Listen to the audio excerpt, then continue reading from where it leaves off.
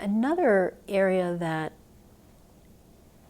kind of hits everyone at the heart is, what are we asking people to go through for these trials?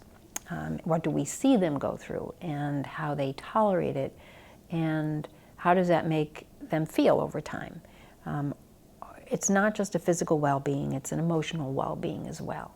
And if a trial is moving along and a patient's participating and they're tolerating procedures well and things are going generally pretty well, you don't see the high levels of stress amongst the parents and or any family members.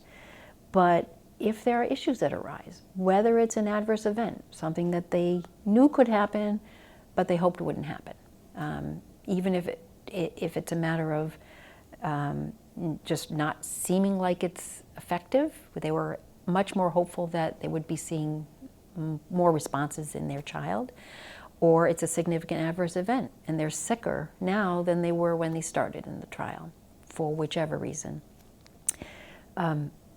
There's all kinds of emotions that are going through them, and they really need to look at supports for that.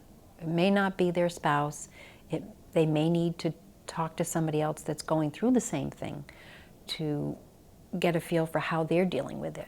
They may need to talk to their own, if they have a counselor, they may need to talk to a social worker.